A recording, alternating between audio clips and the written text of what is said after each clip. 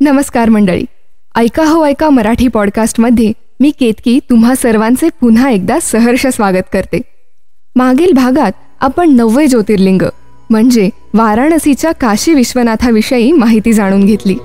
आज आपण 10वे ज्योतिर्लिंग म्हणजे नाशिकच्या त्र्यंबकेश्वराविषयी माहिती जाणून घेणार आहोत. भारत हा विविध धार्मिक परंपरांनी नटलेला देश असून अनेक प्राचीन मंदिरे येथे विद्यमान आहेत. अशाच मंदिरांपैकी एक म्हणजे महाराष्ट्रातील नाशिक जिल्ह्यात वसलेले हे त्र्यंबकेश्वर मंदिर.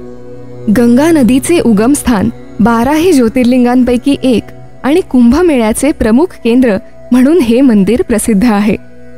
त्र्यंबकेश्वर मंदिराचा उल्लेख अनेक पुराणांमध्ये आढळतो. असे मानले जाते की हे मंदिर सातवाहन काळात अस्तित्वात होते, परंतु सध्याच्या मंदिराची निर्मिती पेशव्यांच्या काळात झाली. पेशवे बाजीराव द्वितीय यांनी इसवी सन 1755 मध्ये हे भव्य मंदिर बांधले. शिवभक्त आणि धार्मिक कार्यांसाठी प्रसिद्ध असलेल्या पेशव्यांनी या मंदिराच्या पुनर्बांधणीसाठी विशेष लक्ष दिले. त्र्यंबकेश्वर मंदिर काळ्या शिळेपासून बनवलेले असून हे नागर स्थापत्य शैलीचे उत्कृष्ट उदाहरण आहे.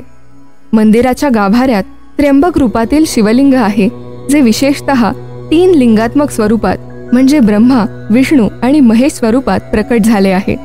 या लिंगावर सतत पाणी वाहत असते, हे या मंदिराचे खास वैशिष्ट्य आहे.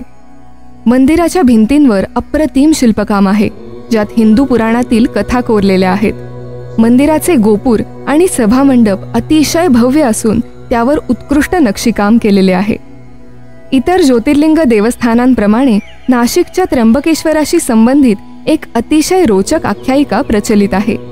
त्याचे झाले असे की प्राचीन काळात त्र्यंबक ही गौतम ऋषींची तपोभूमी होती. आपल्यावर लागलेल्या गोहत्येच्या पापातून मुक्ती मिळवण्यासाठी गौतम ऋषींनी कठोर तप करून शिवांकडून गंगेला येथे अवतरित होण्याचे वरदान मागितले. परिणामी दक्षिण गंगा म्हणजे गोदावरीचा उगम इथे झाला. गोदावरीचा उगम झाल्यानंतर गौतम ऋषींच्या विनंतीवरून शिवशंकरांनी या मंदिरात विराजमान होण्यास संमती दिली. 3 नेत्र असलेल्या शिवशंकरांच्या इथे स्थिर झालेल्या स्थळाला त्र्यंबक म्हणजे 3 नेत्र असलेले असे नाव मिळाले. उज्जैन आणि ओंकारेश्वराप्रमाणेच त्र्यंबकेश्वर महाराजांना या गावाचे राजे मानले जाते. त्यामुळे दर सोमवारी त्र्यंबकेश्वर महाराज आपल्या प्रजेला पाहण्यासाठी नगर भ्रमणाला निघतात अशी मान्यता आहे. या भ्रमणाच्या वेळी त्र्यंबकेश्वर महाराजांच्या पंचमुखी सोन्याच्या मुखवट्याला पालखीत बसवून गावात मिरवले जाते. त्यानंतर कुशावर्त तीर्थावर स्थित घाटात स्नान घालण्यात येते.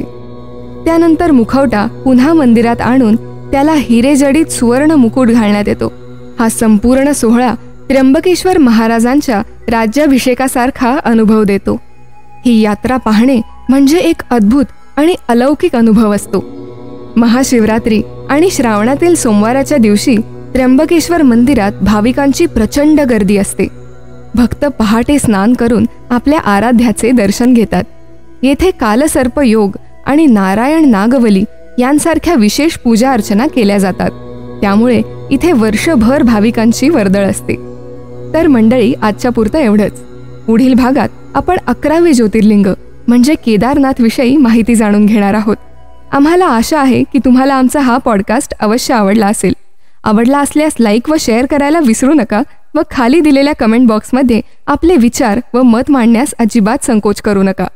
ऐका हो ऐका मराठी पॉडकास्टच्या पुढील अपडेट्स जाणून घेण्यासाठी आमच्या चॅनलला सबस्क्राईब करा आणि बेल आयकॉन प्रेस करायला विसरू नका.